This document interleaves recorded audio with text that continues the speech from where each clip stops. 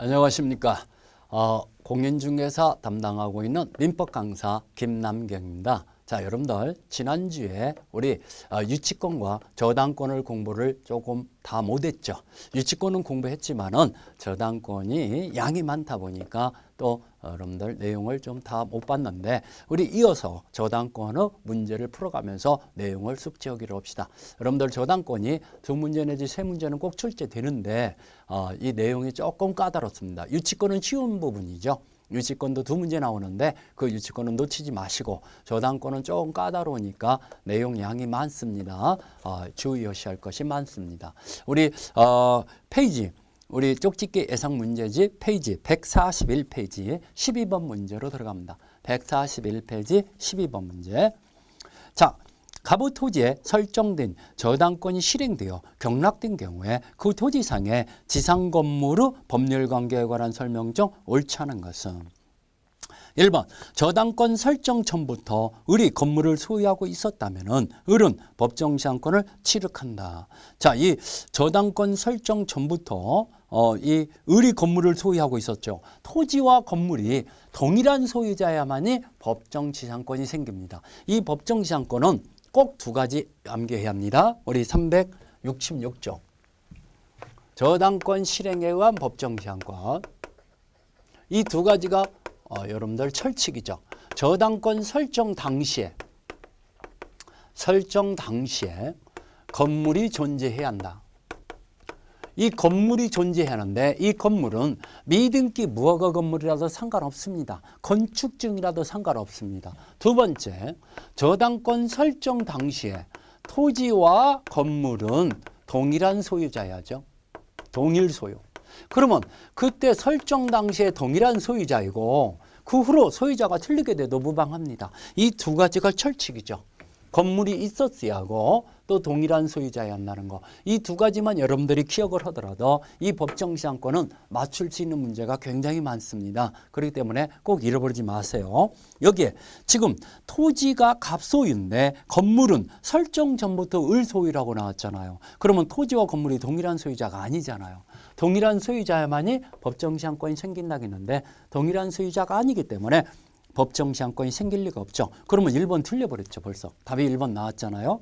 2번 저당권 설정 전부터 그 토지에 건물이 소유하는 을이 지상권을 가지고 있었다면 을은 지상권을 가지고 토지 경락인한테 대항할 수 있다. 선순위 지상권이 있어요. 그럼 후순위 저당권이 경매가 되더라도 선순위 지상권은 소멸하지 않고 경락인에게 인수가 된다는 거. 경락인한테 지상권을 주장할 수 있죠. 대항할 수 있다는 거. 자, 2번 맞았죠. 3번 저당권 설정 후에 을이 그 토지의 지상권을 취득하고 건물을 축조하여 소유하게 되었다면 토지 경락인은 건물의 철거를 청구할 수 있다. 자, 이 건물의 철거 청구를 할 수 있다. 그러니까 저당권 설정 후에 지상권을 취득하고 건물을 축지했으면 후순위 지상권이죠. 그러면 선순위 저당권자가 경매가 들어가면 후순위 지상권은 소멸하죠. 후순위 지상권이 소멸하기 때문에 경락인은 건물의 철거 청구할 수 있죠. 그러면 3번도 맞았죠. 4번 저당권 설정 후에 갑이 그 토지의 건물을 신축하였다면 저당권자는 토지와 건물을 일괄경매 청구할 수 있다. 우리가 지난번 문제에서 토지와 건물이 동일한 소유자, 경매 신청 당시에 동일한 소유자일 때는 일괄경매, 토지만 저당권 설정하고 나중에 건물을 신축했더라도 건물까지도 일괄경매를 할 수 있다고 그랬죠. 그러면 4번 맞았죠. 5번 저당권 설정 전에 을이 그 토지의 임차권을 취득하여 건물을 축지하고 건물의 보존 등기를 마쳤다면 을은 임차권을 가지고 경락인에게 대항할 수 있다. 여러분들 토지 임차권에 임차인의 건물에 보존 등기를 했을 때는 제3자에게 대항력이 생긴다는 거. 그러면 저당권 설정 전부터 대항력 있는 임차권이 있잖아요. 그러면은 이 후순위 저당권자가 경매가 들어가더라도 대항력 있는 선순위 임차권은 경락인한테 대항할 수 있죠. 그러면 5번도 맞았죠. 12번에 틀린 것은 1번만 틀렸습니다. 자, 1번은 법정지상권이 발생하려면은 그 저당권 설정 당시에 건물이 존재해야 하고 저당권 설정 당시에 토지와 건물이 동일한 소유자에 속했어야 한다는 거 염두에 두십시오. 1번이 틀렸죠. 13번. 갑은 그 소유 나대지에 X토지에 을이 저당권을 설정한 후 건물을 신축했다. 그러면 토지 저당권이 설정된 후 건물이 신축됐다는 얘기죠. 일괄경매를 생각하면서 풀어봐야죠. 그러면 이건 법정시한권은 안 생긴다고 그랬죠. 왜? 저당권 설정 당시에 건물이 없었고 나중에 신축이 됐으니까 법정시한권은 안 생기고 일괄경매권을 생각하셔야 한다는 거. 옳은 거. 기억번. X토지에 대한 저당권 실행을 위한 경매 개시 결정 전에 갑이 A에게 건물의 소유권을 이전한 경우 을은 X토지와 건물에 대한 일괄 경매를 청구할 수 있다. 자, 이거 이 소유권이 저당권 실행할 경우에 동일한 소유자여야 하는데 저당권 실행을 해서 경매 개시 결정 전에 갑이 A 소유 건물을 A에게 소유권을 이전했으면은 지금 토지와 건물의 소유자가 틀리게 됐죠. 그러면 일괄 경매 할 수 없죠. 토지와 건물이 동일한 소유자야만이 일괄경매 할 수 있으니까. 그러면 기억번 틀렸죠. 니은번. 을의 저당권을 실행되어 B가 X토지를 매수하고 매각대금을 다 낸 경우 B가 경락인이 됐다는 얘기죠. 갑은 법정시한권 취득한다. 틀렸죠. 저당권 설정 당시에 건물이 있었어야 하는데 그 후에 건물을 신축했을 때는 법정시한권 안 생긴다고 그랬죠. 니은번도 틀렸고. 디귿번. 저당권 설정된 후 설정 뒤에 이 X토지의 통상의 강제경매가 실시되어 C가 토지를 취득한 경우 갑은 관수법상의 법정시한권을 취득하지 못한다. 맞았네요. 관수법상의 법정시한권을 취득하려도 저당권 설정 당시에 건물이 있었어야 합니다. 그러면 설정된 후에 건물을 건축을 했기 때문에 법정시한권 안 생긴다는 거. 디귿번은 맞았네요. 니을번. 저당권 설정된 후에 D가 X토지를 매수를 취득하여 토지의 피리비를 지출했어요. 제3취득자의 이익비 피리비는 저당권자보다도 경락대금에서 우선상환 청구권이 있다고 그랬죠. 자, 거기에 지출한 경우 저당권 실행됐을 때 경매대가로부터 피리비 우선상환을 받을 수 없다. 틀렸죠. 367조에 제3취득자가 들어갔던 비용의 우선상환 청구권이 있다라는 거. 그러면 니을번 틀렸고 맞은 것만 고르라고 했으니까 디귿번 하나만 맞았습니다. 기억니은 니을은 틀렸고 디귿번 하나만 맞았기 때문에 답은 4번이죠. 14번으로 들어갈까요?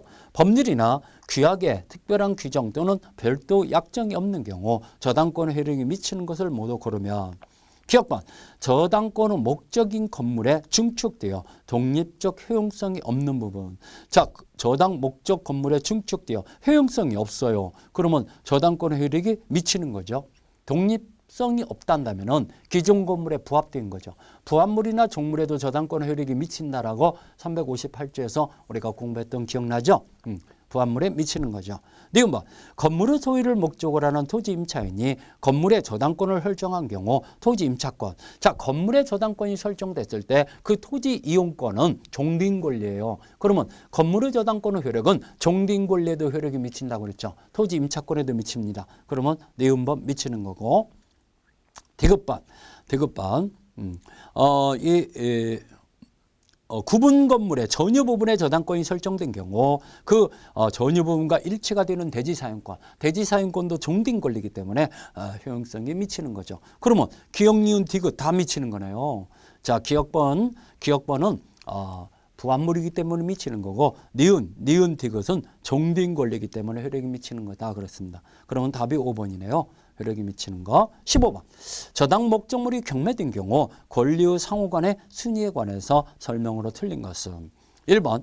저당권보다도 먼저 설정된 지상권, 선순위 지상권이 있습니다. 그러면 후순위 저당권자가 경매가 되더라도 선순위 용의권은 소멸하지 않고 경락인한테 대항할 수 있다고 그랬죠.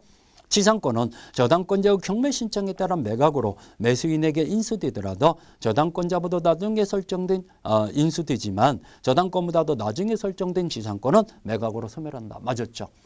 저당권을 기준으로 해서 저당권보다도 최선순위 저당권을 얘기하는 겁니다. 최선순위 저당권을 기준으로 거기보다도 먼저 있는 용의권은 경락인한테 대항할 수 있죠. 경락인이 인수해야죠. 그렇지만 저당권보다도 후순위 이 지상권은 용의권은 소멸한다는 거. 1번 정확히 맞았죠. 2번 가압류 등기가 먼저 된 후 저당권이 설정됐어요. 그러면 물권자인 저당권자가 가압류 채권자의 우선에서 변제를 받는다. 틀렸죠. 가압류 등기가 먼저 됐기 때문에 대항력은 생겼죠. 그러면은 이 가압류 등기는 우선 변제권은 없지만은 대항력이 생겼기 때문에 후순위 저당권자의 관계에서는 평등 배당이다. 안분 배당이다라고 대법원 판결이 나오죠. 그래서 채권액에 비례해서 배당받아 간다는 거. 그러면 저당권자가 우선해서 변제받는다. 틀렸습니다. 평등 배당이다 그래야 합니다. 2번 틀렸고 3번 저당권자보다도 먼저 설정된 전세권이 있는 경우에 저당권자가 신청한 경매 절차에서 전세권자가 배당을 요구했다면 전세권은 매각으로 소멸한다. 자, 선순위 전세권입니다. 자, 이거 시험 문제 잘 나오니까 우리 그림을 하나 그려드릴게요. 자, 갑이라는 사람은 이 건물에 1순위 을이 1순위 전세권을 설정받았죠. 전세권 등기가 돼 있고 이 병이라는 자가 2순위의 저당권이 설정돼 있죠. 그러면 이 자가 경매를 붙였을 때 후순위 저당권자가 경매를 붙였으니까 이 전세권은 원칙적으로 존속합니다.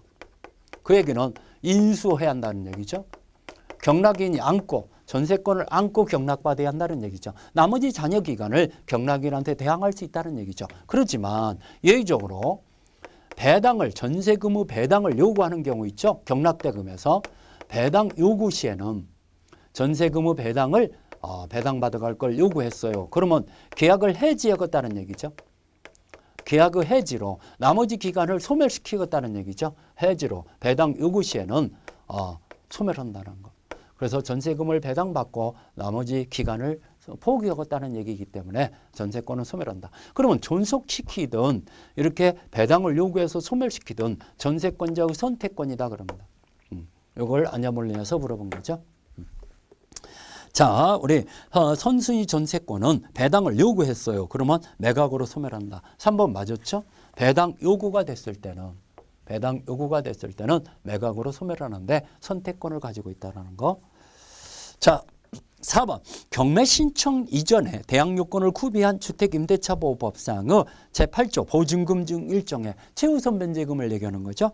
이건 저당권의 우선에서 변제를 받는다. 맞았죠. 경매 개시 등기 전부터 대항력을 갖추고 있으면은 최우선 변제금은 선순위 저당권보다도 먼저 가져간다는 거. 자, 최종 3개월분 임금이나 최종 3년간의 퇴직금은 저당권보다도 우선해서 변제를 받는다. 자, 우리 근로기준법상의 임금 우선특권이라는 게 있죠. 퇴직금 관련에 관한 특별법에 의해서 3년의 퇴직금도 이 3개월분의 임금이나 마찬가지로 저당권보다도 먼저 변제받도록 이렇게 규정을 해놨죠. 그래서 우선해서 변제받는다. 5번 맞았죠. 자, 15번의 답은 틀린 것은 2번이고 나머지는 다 맞았습니다. 자, 16번. 갑은 을에 대해서 금전 채권을 담보하기 위해서 을의 X토지의 저당권을 취득하였고 그 후에 병이 X토지에 대해서 저당권을 취득했다. 자, 1순위 을이 갑은 을에 대해서 을에 대한 금전 채권을 담보하기 위해서 을의 X토지. 지금 을의 X토지에 대해서 갑이 1순위 저당권을 취득했다는 얘기죠. 토지 저당권을 취득했고 그 다음에 병이 2순위의 저당권을 취득했죠. 병이 2순위의 저당권을 취득했다는 얘기죠. 이렇게. 자, 옳은 것은 갑은 저당권을 피담보채권에 분리하여 제3자에게 양도할 수 있다. 저당권을 피담보채권에 분리해서 양도는 못 하죠. 채권과 함께 양도해야지 저당권만을 양도는 절대 안 됩니다. 채권이 양도되면서 저당권의 이전 등기를 같이 넘어가는 것은 가능하지만은 채권에 분리하여 양도할 수 없죠. 1번 틀렸죠. 을이 갑에게 이행기에 피담보 채무를 전부를 변제하면은 이 갑의 명의의 저당권 등기는 말소 등기하지 않아도 소멸한다. 자, 이거 채권이 소멸되면은 저당권은 말소 등기 없이도 소멸하죠. 그러면 이 저당권의 등기는 무효죠. 채권이 소멸하면은 부정성 때문에 말소 등기 없이도 소멸한다는 거. 자, 3번 말소 등기 하지 않아도 소멸한다. 2번이 맞았죠. 그러니까 2번이 답이 됐네요. 옳은 거. 3번 저당권 등기는 효력의 존속 요건이므로 명의의 저당권이 불법 말소됐을 때 갑의 저당권은 소멸한다. 틀렸죠. 우리가 등기는 권리의 존속 요건은 아니에요. 불법 말소됐어요. 원인 없이 말소됐어요. 권리는 소멸하지 않고 여전히 존속한다 그러죠. 그러면 저당권은 소멸한다라고 나왔으니까 3번 틀렸죠. 4번 갑명의의 저당권 등기가 불법 말소된 후 병의 경매 신청으로 X토지가 제3자에게 매각됐어요. 자, 이것 좀 보세요. 이게 원인 없이 말소됐어요. 이게 불법 말소 등기가 됐죠. 불법 말소 등기가 됐더라도 이 저당권은 소멸하지 않아요. 저당권은 존속해요. 그런데 재밌어요. 이 병이라는 자가 경매를 붙였잖아요. 그러면 경매가 되면은 어차피 있었던 저당권도 소멸하는 거기 때문에 경매가 됐을 때는 이 갑의 저당권은 소멸을 해버려요. 경매가 되면은 소멸해요. 그러면 소멸하기 때문에 불법 말소된 저당권을 말소 회복 등기 청구 못 하죠. 말소 회복 등기 청구권이 없다라는 거. 자, 경매가 됐기 때문에 그렇다는 거. 만약에 경매가 되지 않았으면은 이 저당권은 살아있는 거니까 말소 회복 등기 청구가 가능해요. 근데 경매가 됐을 때는 말소 회복 등기 청구를 못 한다라는 거. 그 대신 이자가 저당권이 죽은 게 아니고 살아있었던 거기 때문에 이 후순위 배당권자에게 자기의 배당금의 부당이득 반환 청구할 수 있죠. 부당이득 반환 청구할 수 있지만 저당권을 다시 살려낼 수는 없다라는 거. 말소 회복 등기 청구는 못 한다. 자, 경매로 제3자에게 매각됐을 때 저당권은 회복될 수 있다라고 나왔으니까 틀렸죠. 말소 회복 등기 못 합니다. 경매가 됐기 때문에 그렇다. 5번 만약 갑의 저당권 등기가 무효인 경우 병의 저당권이 존재하더라도 갑과 을의 갑명의의 저당권 등기를 다른 채권으로 담보로 저당권 등기를 유효할 수 있다. 이것도 틀렸네요. 자, 무효인 저당권 등기를 유효 등기로 활용할 수 있는데 제3자 명의로도 활용할 수 있어요. 그렇지만 등기부상에 후순위 권리가 있을 때 제3의 권리자가 있을 때는 유용하지 못한다 그럽니다. 등기부상에 제3의 권리가 있다 한다면은 제3자가 다칠 염려가 있잖아요. 침해받을 염려가 있기 때문에 유용하지 못한다. 그러면 여기에 후순위 병의 저당권이 존재한다고 나왔잖아요. 그렇기 때문에 이 무효인 선순위 저당권 등기를 유용하지 못한다라는 거. 후순위 저당권자 병을 보호하기 위해서. 그래서 5번도 틀렸습니다. 그러면 16번에 맞은 것은 2번이네요. 17번. 저당권은 물상대위에 관한 설명으로서 옳은 것은 물상대위. 자, 저당 목적물이 멸실, 훼손, 수용 등으로 다른 변형가침으로 바뀌어졌어요. 화재보험금이나 수용보상금이나 이런 다른 변형가침으로 바뀌어졌을 때 그 변형가치물이 수령되기 전에, 인도되기 전에 압류를 하면은 저당권의 효력이 미친다. 이걸 물상대위성이라고 하죠. 이 물상대위성이 인정되는 권리는 우선변제권이 있는 권리만이 물상대위성 인정됩니다. 유치권에는 우리가 조금 전에 공부했듯이 지난 시간에 공부했듯이 유치권에는 우선변제권이 없기 때문에 물상대위성도 없다라는 거 꼭 기억하시고 이 물상대위성은 수령되기 전에 변형가치물이 인도되기 전에 압류를 해야 한다는 거. 이 압류는 꼭 담보권자가 안 해도 제3채권자가 압류해도 무방하다는 거. 이런 것들을 염두에 두셔야 합니다. 물상대위성. 자, 1번. 대여할 물건이 제3자에 의해서 압류된 경우 물상대위성 없다. 틀렸죠. 제3자가 압류해도 무방하다고 금방 설명했죠. 그렇기 때문에 1번 틀렸습니다. 2번 전세권을 저당권으로 목적으로 한 경우 저당권자에게 물상대위성이 인정되지 않는다. 틀렸죠. 전세 기간이 만료되면 저당권도 전세권을 목적으로 저당권 설정했기 때문에 저당권도 소멸하는 거죠. 그리고 더 이상 저당권을 실행할 수 없는 건데 다만 자, 전세금 반환 채권이라는 변형가치물이 있잖아요. 거기에 저당권자가 압류를 해놓죠. 압류 이런 걸 해놨을 때는 이 전세금 반환 채권에 저당권은 물상대위성이 인정돼서 우선변제권이 인정된다라고 판결 내리죠. 자, 압류를 해놨을 때는 물상대위성이 전세금 반환 채권에 미친다라는 거. 저당권의 효력이 미친다.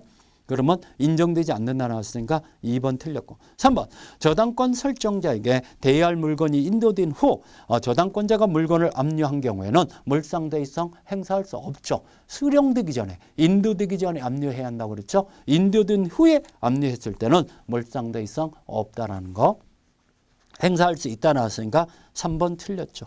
4번 저당권자는 저당 목적물의 소실로 인하여 저당권 설정자가 취득하는 화재보험금 청구권, 화재보험금 청구권에 압류를 해놓으면 몰상대의성이 인정된다 그러죠. 그러면 4번이 맞았네. 4번이 맞았습니다. 5번.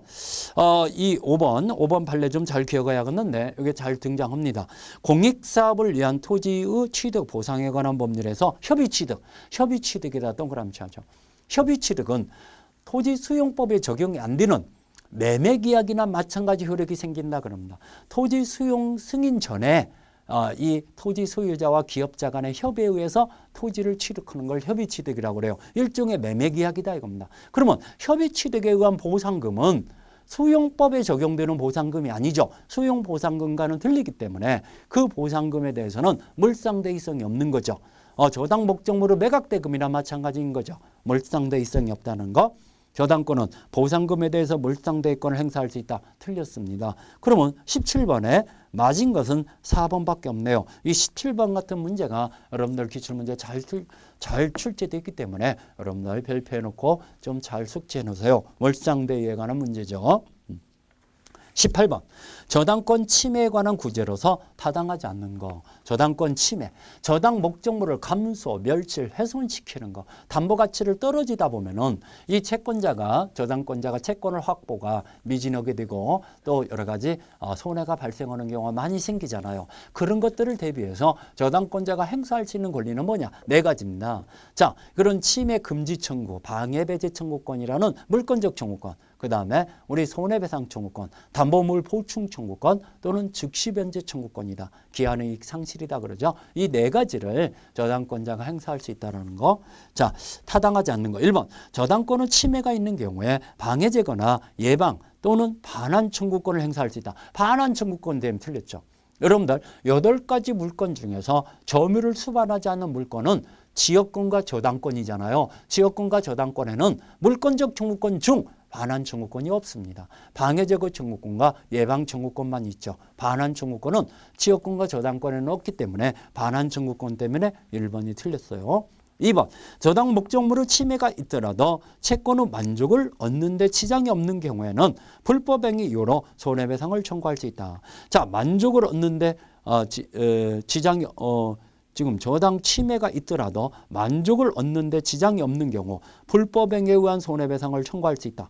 자, 이거 만족을 얻는 데 지장이 없는 경우는 손해가 발생할 여지가 없습니다. 그러면 손해배상을 청구할 수는 없다고 봐야죠. 만족을 얻는 데 지장이 있는 경우에 손해배상을 청구할 수 있다 이래야죠. 그러면 2번도 틀린다고 봐야겠네요. 2번도 이 문제가 복수 정답이 나와버렸네요. 자, 우리 목적물 반환 청구권은 1번은 없기 때문에 틀렸고 2번은 만족을 얻는데 지장이 없는 경우에는 충분한 만족을 얻을 수 있다면은 이 손해가 발생할 여지가 없어요. 손해배상 청구권이 안 생기죠.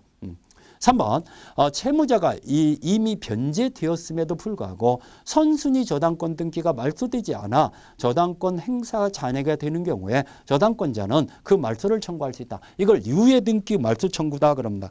유예등기 말소 등기 청구기 때문에 이 선순위 저당권이 무효인 저당권 변제가 됐는데도 등기가 말소 않고 있어요. 그러면 후순위 저당권자는 그 무효인 저당권 등기를 말소 청구할 수 있다는 거. 그러면 3번은 맞았죠. 4번 저당권 설정자의 귀책 사유로 저당물의 가액이 현저하게 감소된 경우 원상회복 또는 상당한 담보를 청구할 수 있다. 자, 이거 원상회복이나 상당한 담보를 청구할 수 있다. 362조 담보물 보충 청구권을 얘기하는 거죠. 그러면 4번 맞았죠. 5번 채무자가 담보를 손상, 감소, 멸실하게 하거나 담보제공 의무를 이행하지 않는 경우에 저당권자는 이행기 전에 변제를 청구할 수 있다. 자, 이게 즉시 변제 청구권이라고 그러죠. 이 기한의 이익 상실이라고 그러죠. 366조에 나오죠. 그런 388조입니다. 죄송합니다. 388조. 이 5번에 즉시 변제 청구권, 기한의 이익 상실이다. 18번에 지금 오타가 나와서 답이 2개가 됐는데 자, 1번도 틀렸고 2번도 틀렸죠. 1번은 왜 틀렸다? 반환 청구권은 저당권을 얻기 때문에 틀렸고 2번은 자 채권은 충분한 만족을 얻을 수 있다면은 손해가 발생할 여지가 없기 때문에 손해배상을 청구할 수 없다. 그래서 여러분들 이렇게 나오면은 복수 정답으로 처리하셔야 합니다. 1번과 2번. 자 19번 근저당권에 관한 설명으로 틀린 것은 근저당권이라는 것은 장래에 발생할 불특정 다수의 채권을 담보하기 위해서 일정의 그 한도까지 채권 최고의 그 한도까지 담보하는 걸 근저당권이다. 채권 최고액이 오버되면은 오버되는 채권액은 무담보 채권이 된다라는 거 최고의 그 한도까지만 우선 변제권이 확보되는 담보를 근저당권이라고 그러죠. 그러면 근저당권에서는 이 채무자 측에서 변제하려면은 채권 최고액이 오버되더라도 전액 다 변제해야죠. 그렇지만 제3취득자나 물상보증인이 대의변제할 때는 채권 최고액까지만 변제하면 무방하다는 거 이런 것 정도 잘 기억하시고 이 근저당권에서 채권의 확정 시기가 시험 문제 잘 나오는데 자 근저당권자 스스로 경매를 신청했을 때는 경매 신청 시에 채권이 확정되고 후순위 권리자가 경매를 신청했을 때 선순위 근저당권의 채권의 확정 시기는 경락대금 완납시라는 거 이거 염두에 두셔야 합니다. 경락대금 완납시 후순위 권리자가 경매를 신청했을 때 선순위 권리자의 채권액은 경락대금 완납시. 자 우리 풀어봅시다. 1번 근저당권 설정 후 저당 목적물의 소유권이 제3자에게 이전된 경우 현재 소유자는 피담보 채무가 소멸된 경우라도 근저당권의 말소를 청구할 수 있다. 자 이거 설정된 후 제3자에게 이전된 경우 설정된 후에 목적물이 제3자에게 이전된 경우 현재 소유자도 채권의 변제를 하면서 말소 청구할 수 있고 종전의 소유자도 피담보 채무를 변제하면서 말소 청구할 수 있다. 현재 소유자도 말소 청구할 수 있고 종전의 소유자도 말소 청구할 수 있다. 그러면 1번 말소 청구할 수 있다. 소멸 현재 그러니까 제3자에게 이전된 경우 현재 소유자는 피담보 채무를 소멸한 경우라도 근저당권을 말소 청구할 수 있다. 1번 맞았죠. 2번 근저당권 설정 시 채권 취득액은 필요적 등기 사항이다. 2번도 맞았고 채권 취득액과 근저당권 취지는 반드시 등기해야죠. 3번 근저당권자가 경매를 신청한 경우 원본 채권은 경매 신청 시에 확정된다. 맞았죠. 경매 신청 시 후순위 권리자가 경매를 신청했을 때는 경락대금 완납시고 4번 결상기가 정함이 없는 경우에 근저당권 설정자는 언제든지 근저당권자를 상대로 해지 의사표시를 함으로써 피담보 채무 확정시킬 수 있다. 오케이. 자 우리 존속기간을 정했더라도 또 정하지 않았더라도 기본계약을 해지하고 해지하면서 피담보 채권을 확정시킬 수 있다. 4번도 맞았죠. 5번 실제 발생한 채권액이 채권 최고액을 초과하는 경우 채무자는 실제 채권액의 전액을 변제해야 근저당권을 말소를 청구할 수 있다. 자 우리 채무자 측에서는 전액 변제해야죠. 초과 부분까지도. 물상보증이나 제3취득자는 이 최고액까지만 변제하면 되죠. 그러면 19번에요. 오타가 나와갖고 답이 없는 것이 돼버렸네요. 1번이 있다가 아니라 없다로 고치하는데 1번이 오타가 나와버렸어요. 그러다 보니까 자 1번 다시 봅시다. 근저당권 설정 후 목적물의 소유자가 제3자에게 이전됐어요. 제3자에게 이전됐을 때 현재 소유자 현 소유자도 피담보 채무가 다 갚았음을 이유로 말소 청구할 수 있습니다. 현재 소유자도 말소 청구할 수 있고 종전의 소유자도 말소 청구할 수 있고 그러면 이 1번도 맞은 것이 되죠. 이렇게 나오면은 말소 청구할 수 없다라고 나와야 1번이 답이 되는 건데 오타가 나오다 보니까 정답이 없는 꼴이 되어버렸습니다. 이거 계속해서 오타가 나와서 죄송하게 됐습니다. 오타를 미처 발견 못했네요. 144번 우리 18번에는 복수 정답이었고 19번에는 이렇게 오타를 고치지 않는다면 정답이 없는 것이 됩니다. 오타 1번이 말소 청구할 수 없다라고 나왔을 때는 답이 1번이고 그래서 내용을 잘 아시면 됩니다. 여러분들. 자 20번 근저당권에 관한 설명으로 틀린 것은 피담보 채무 확정 전에는 채무자를 변경할 수 없다. 자 확정되기 전에 우리 근저당권에서는 확정되기 전에 채무 범위나 채무자를 변경할 수 있죠. 그러면 1번 틀렸나요? 채무자나 채무 범위를 변경할 수 있다. 1번 틀렸고 2번 1년분이 넘는 지연배상금은 채권 최고액의 한도 내라면은 전액 전액 근저당권에서 담보된다. 오케이. 우리 근저당권의 채권 최고액은 원본 채권뿐만 아니라 이자, 위약금, 지연이자 다 포함됩니다. 그래서 1년분 이상이라 할지라도 채권 최고액의 범위 내라면은 근저당권에서 다 담보된다는 거. 3번. 근저당권이 성립하기 위해서는 그 설정과 별도로 피담보 채권을 성립시키는 법률 행위가 있어야 한다. 그렇죠. 우리 대출 계약이라든가 금전 소비 대차 계약이 있어야죠. 기본 계약이 있어야죠. 그렇기 때문에 기본 계약과 설정 계약, 설정 행위가 있어야 한다는 거. 3번 맞았죠. 4번.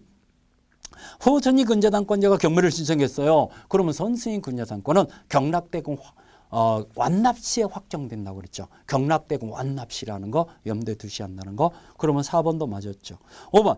선순위 근저당권이 확정된 피담보 채권액이 채권 최고액을 초과하는 경우 후순위 근저당권자가 채권 최고액을 변제하더라도 선순위 근저당권의 소멸을 청구할 수 없다. 자, 이거 채권 최고액을 초과했을 때 후순위 근저당권자는 제3취득자가 아니라고 그럽니다. 제3취득자에 해당되지 않기 때문에 초과 부분 전액 변제해야만이 말소 청구할 수 있지.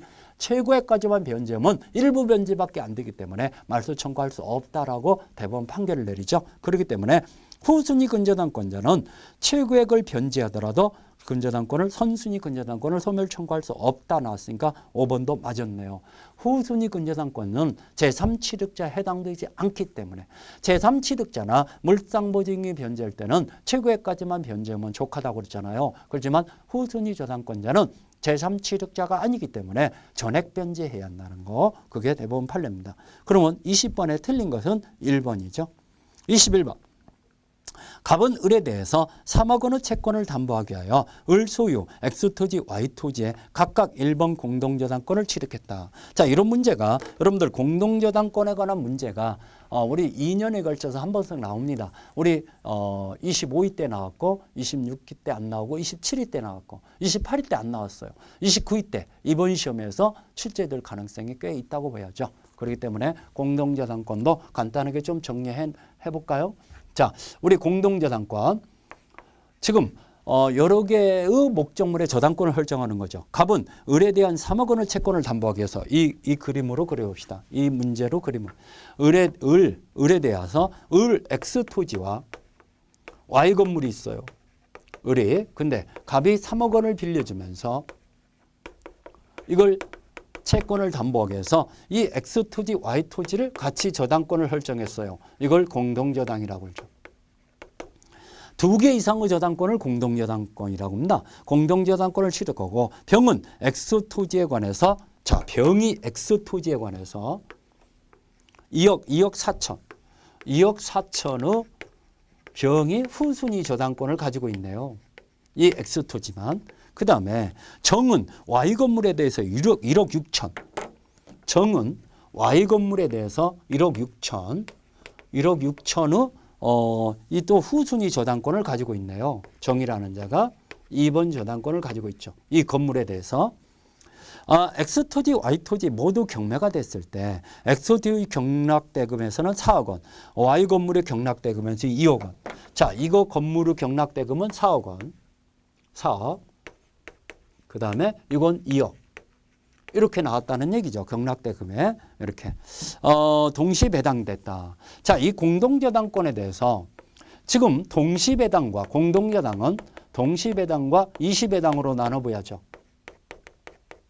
동시배당과 이시배당. 자, 이 368조에 나오죠. 동시배당했을 때 이게 모두 다 채무자 소유물이에요. 모두 채무자. 채무자의 소유물. X토지 Y 건물이 다 을 것이라고 봅시다. 그러면은 경락대금의 비례해서가 돼가요. X토지에 대해서는 2억까지 가고 2억. 그 다음에 Y 건물에 대해서는 1억까지 가야죠. 왜? X가 더블이잖아요. 그러면 이것도 더블로. 그래서 갑은 3억 원을 배당받는 거죠. 3억 원. 그러면 동시배당했을 때 그러면 이 X토지에 대한 병이라는 자는 여기서 2억을 갑이 가져가고 나머지 금액 2억 원을 배당받는 거죠. 병은. 그 다음에 Y 건물에 대해서 이자가 1억 가져가고 나머지는 정은 또 1억 배당받는 거고 이렇게 되는 거죠. 그런데 동시 배당했을 때. 그렇지만 이시배당하는 경우도 있겠죠. 그렇지만 이 채무자의 소유물과 채무자와 물상보증인 소유물 이렇게 겸하고 있는 경우도 있잖아요. 물상보증인 소유. 이번에 시험 문제가 이게 나올 것 같은데 채무자의 소유물과 물상보증인이 겸하고 있을 때는 이 채무자의 소유물에서 우선 배당하죠. 채무자의 소유물에 우선 배당하고 부족 부분에 한해서 물상보증인 소유물에 이 추가 배당한다는 거. 이게 이번에 시험 문제 나올 것 같아요. 추가 배당. 부족 부분에 한해서. 비례해서 배당받아간다 이러면 틀리죠. 채무자와 물상보증인 소유물이 각각 틀릴 때는 이렇게 배당된다는 거. 이시배당했을 때는 전액 배당되는 거죠.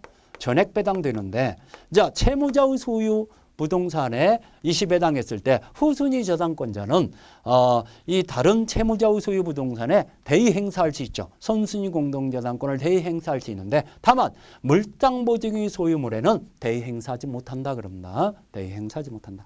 자 그러면은 여기에서 이렇게 경락됐을 때 배당받을 수 있는 경우 지금 배당받을 수 있는 경우 보자 이겁니다. 그러면 경이 Y 건물에 대해서 배당받을 수 있는 금액을 물어봤죠. 자, Y 건물에 대해서는 Y 건물에 대해서 값이 1억 원을 가져가고 나머지 금액이 1억 남았죠. 그러면 정은 1억까지 간다고 그랬잖아요. 1억. 2억 원에서 1억 원 값이 먼저 가져가고 나머지 정. 여기에서 2억 원은 이 X 토지에 대해서 2억 원은 값이 먼저 가져가고 나머지 이것도 여기서는 2억까지 가죠.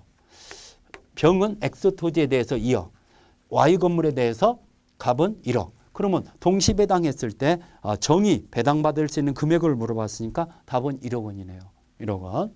정은 저 Y 건물에 대해서 1억 원을 가져가는 거죠. 자, 아무튼간 공동저당에 대해서 조금 복잡하죠. 왜? 한 개의 저당권이 아니라 여러 개의 저당권이다 보니까 좀 복잡할 수가 있어요. 자, 이번 문제에서는 18번, 19번이 오타가 나와갖고 여러분들 죄송하게 됐습니다. 아무튼 그 내용을 잘 숙지하시고 이 저당권 문제가 조금 양이 많았습니다. 우리 저당권은 이 정도로 정리하고 우리 계약법으로 들어갑시다. 계약법 146페이지 계약법. 우리 계약 총론과 강론으로 나눠지는데 계약 총론 5문제, 강론 5문제 이렇게 나옵니다. 자, 총론은 뭐고 강론은 뭔가? 간략하게 한번 봅시다. 여러분들이 공부하는 총론은 계약의 의 뭐 해서 의, 그 다음에 계약의 종료, 계약의 성립, 계약의 효력, 계약의 소멸, 해제, 해지라고 그러죠. 이렇게 공부를 하는 거예요. 이게 총론인데 5문제 정도가 예상이 되죠. 그러면 지난번 28위 시험 문제를 얘기한다면 요거 한 문제, 요거 한 문제, 요거 2문제, 요거 한 문제. 이렇게 5문제가 나왔죠. 그러면 계약 강론은 뭡니까? 계약 강론은 15가지의 전형 계약이 있잖아요. 계약법에 열거되어 있는.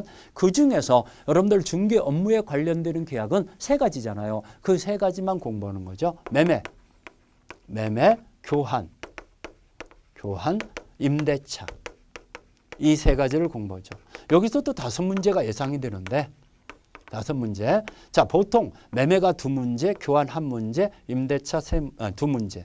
자, 이렇게 5문제 나오는데 교환이 안 나올 때가 있죠. 안 나오면은 매매나 임대차 쪽에 1문제가 더 나온다. 이렇게 생각하시면 됩니다. 아무튼간 총론과 강론을 합쳐서 10문제가 출제되는 부분이구나. 이거 양도 작고 내용도 쉽습니다. 이거 놓쳐서는 안 되죠. 우리 물권법보다도 양도 훨씬 작죠. 내용도 쉽고. 계약 총론. 자, 1번 문제 풀어봅시다. 청약과 승낙에 의한 설명 중 옳은 것은. 우리 계약법상에 명시되어 있는 계약의 성립 파트에서요. 3가지를 여러분들이 알아놓으셔야죠. 계약의 성립은 청약과 승낙에 의한 계약의 성립. 그 다음에 교차 청약에 의한 계약의 성립. 의사 실현에 의한 계약의 성립. 이렇게 세 가지가 규정이 돼 있죠. 자, 청약이라는 것은 구체적이고 확정적인 의사표시죠. 계약을 청하는 의사표시로서 이건 청약 후 구속력이다 해서 청약이 상대방에게 도달이 되면은 처리하지 못하죠. 이랬다 저랬다 하면 안 되니까. 그러면 그에 맞는 승낙만 이루어지면은 계약은 성립될 정도로 확정된 거죠. 그러면 이 청약은 언제까지 효력이 생기는 거냐? 청약의 효력이 발생하는 존속하는 것은 승낙 기간을 정했을 때는 그 기간까지, 승낙 기간이 없는 경우는 상당한 기간까지 청약의 효력이 유지된다. 그러면 그 기간을 정했을 때는 승낙은 그 기간 내에 청약자에게 도달해야 승낙의 효력이 생기죠. 그 기간을 정하지 않았을 때는 상당한 기간 내에 도달해야 청약의 효력이 생긴다는 거, 이런 것 좀 염두에 두셔가면서 공부해야죠. 1번 불특정 다수인을 상대로 하는 청약 의사표시는 효력이 없다. 틀렸죠. 불특정 다수인한테도 청약은 할 수 있죠. 여러분들 인터넷 광고로 청약할 수도 있고, 자동 판매 기업 상품 진열은 정찰 가격인 확정적인 의사표시니까 상품 진열의 가격 제시 자체가 청약이죠. 그렇기 때문에 그건 불특정 다수인한테 누가 승낙할지 모르잖아요. 하는 청약이죠. 1번 틀렸고, 2번 승낙은 청약자에 대해서 해야죠. 특정인한테 해야죠. 청약자한테 청약의 내용과 일치돼야죠. 해야 하고 불특정 다수인에 대한 승낙은 허용되지 않는다. 2번이 맞았네요. 2번. 청약의 발신 후 도달 전에 청약의 상대방이 행위 능력을 상실한 경우 그 법정 대리인이 도달을 알았더라도 청약자는 상대방에게 그 청약에 대해서 대항할 수 없다. 자, 알았으면은 청약의 효력이 생기죠. 대항할 수 있다 이래야죠. 없다라고 나왔으니까 틀렸죠. 자, 여러분들 청약 후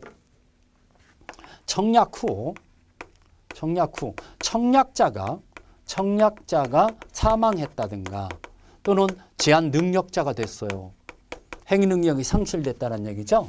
제한 능력자가 됐더라도 청약의 효력에 영향을 미치지 않는다 그러죠. 제한 능력자가 됐더라도 청약은 유의하죠. 청약은 유의하다라는 거. 그러면 청약 후 상대방이 사망했어요. 또는 상대방이 제한 능력자가 됐어요. 승낙자가 사망했다. 승낙자가 제한 능력자가 됐다는 얘기죠.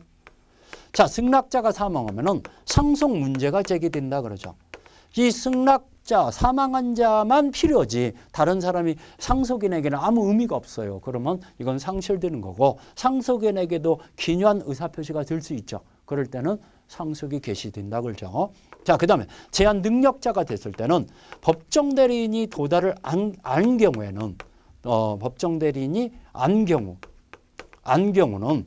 도달의 효력이 생기죠. 대항할 수 있죠. 안 경우에는. 그렇지만 제한 능력자가 된 상대방한테 청약이 도달됐을 때는 청약자는 도달의 효력을 주장하지 못하죠. 아무튼간 청약자가 사망했다든가 제한 능력자가 됐더라도 청약은 유의하다는 거. 자, 그 다음에 여러분들 대화자 간의 계약과 격지자 간의 계약이라는 게 있어요. 시험 문제 참 잘 나오죠, 이거. 자, 시간상의 간격을 두고 얘기하는 거예요. 청약과 승낙이 시간의 간격이 없이 바로 이루어지는 걸 대화자라고 하고, 청약 후 열흘 있다가 승낙이 이루어지는 경우 있죠. 청약과 승낙은 시간의 간격을 두고 이루어지는 걸 격지자라고 그래요. 근데 청약과 승낙이 틀리죠. 청약과 승낙의 이거 시험 문제 잘 나오니까 여러분들 꼭 좀 기억하세요. 자, 청약은 모두 다 도달했을 때 효력이 생겨요. 청약은 도달 시에요. 상대방한테 도달했을 때 효력이 생기지만 승낙이 틀리죠. 승낙은 대화자는 도달 시에요. 그러지만은 격지자 간의 계약에서는 발송 시라는 거. 이게 시험 문제 잘 나옵니다. 청약은 대화자든 격지자든 도달했을 때 효력이 생기지만은 승낙은 대화자는 도달 시에 효력이 생기고 격지자 간의 계약에서는 발송 시에 효력이 생긴다. 그러면 승낙의 효력이 생기는 이 시점에서 계약은 성립되는 거죠. 그래서 격지자 간의 계약에서는 계약 성립 시기를 물어보는 문제가 종종 있죠. 발송했을 때, 승낙이 발송했을 때 성립된다는 거. 자, 아무튼 잘 정리해 놓으시고, 자, 1번에 지금 3번이 대항할 수 없다라고 나왔으니까 틀렸고 법정 대리인이 도달을 알게 된 경우는 도달의 효력이 생긴다는 거. 자, 4번. 갑이 그 소유 토지를 을에게 매도 청약하였는데 을이 이에 대금을 낮춰 승낙한 경우 매매계약은 성립한다. 자, 이거 청약 후 승낙자가 이 변경을 가하거나 조건을 붙인 승낙은 새로운 청약이니까 그것 갖고는 계약이 성립이 안 되죠. 그래서 대금을 낮춰서 승낙한 경우는 계약은 성립되지 않는다 그러죠. 청약자가 다시 승낙해야만이 성립되는 거죠. 그러면 4번도 틀렸고 5번. 갑이 대금을 확정하지 않고 주택을 을에게 팔겠다고 의사를 표시했는데 을이 곧 갑에게 1억 원에 사겠다고 의사를 표시했다면 갑과 을 사이의 주택은 매매계약이 성립된다. 틀렸죠. 확정되지 않는 것은 청약의 유인에 불과하기 때문에 이건 청약이라는 의사표시라고 볼 수 없죠. 그러면 을이 갑에게 1억 원에 사겠다는 것은 그건 청약이고 갑이 승낙해야 계약이 성립되는 거죠. 이것만 갖고는 성립이 안 되죠. 그러면 1번에 옳은 것은 2번밖에 없네요. 자, 2번 문제 볼까요? 쌍무계약과 편무계약, 유상계약과 무상계약을 구별하는 것에 잘못된 거. 쌍무계약은 양당사자가 의무를 지고 있는 계약으로서 쌍무계약은 모두 유상계약입니다. 그렇지만 거꾸로 유상계약은 모두 쌍무계약이다 하면 들리죠. 왜? 현상광고는 유상이면서도 편무계약이니까 염두에 두셔야 합니다. 쌍무계약은 모두 유상계약이지만 유상계약이 모두 쌍무계약은 아니라는 거. 현상광고는 유상이면서도 편무계약이다. 자, 잘못된 거. 쌍무계약은 당사자 쌍방이 서로 상대방에게 상호 의존적 결연관계가 있는 채무를 부담하는 계약이다. 그렇죠. 쌍방이 채무를 부담하는 거 1번 맞았죠. 2번. 편무계약은 당사자 일방만이 채무를 부담하거나 당사자 쌍방이 채무를 부담하더라도 채무가 상호 의존적 결연관계에 있지 아니한 경우이다. 그렇죠. 상호 의존관계가 없는 것이 편무계약이다. 3번. 유상계약과 무상계약의 구별은 계약의 정과정을 통해서 객관적 당사자가 서로 상대방에게 대가적 의미를 가지는 출연을 하는지 여부에 있다. 대가적 출연이 있으면은 이 유상계약이고 대가적 출연이라고 볼 수 없으면 무상계약이다 그렇죠. 3번도 맞았죠. 4번. 쌍무와 편무 구별을 실익은 쌍무계약에 하나여 동시행 강변권 위험부담 문제가 발생하는 데 있다. 맞았죠. 원칙적으로 쌍무계약에 한해서 생긴다는 거. 모든 유상계약은 쌍무계약이다. 틀렸다고 그랬죠. 유상계약이 편무계약이 있는 경우가 있어요. 현상광고. 현상광고는 유상이면서 편무계약이에요. 그러면 쌍무계약이 모두 유상이다 하면 맞았지만 모든 유상계약이 쌍무계약이다 하면 틀렸다고 그랬어요. 그래서 틀린 걸 고르라 했으니까 5번이네요. 자, 우리 시간상 계약법에 지금 서론에 불과한데 조금밖에 못 들어갔는데 다음 시간에 본격적으로 계약 총론을 정리하기로 하면서 이만 이번 시간에는 마치겠습니다. 자, 언제나 최선을 다하는 민법 강사 김남경이었습니다.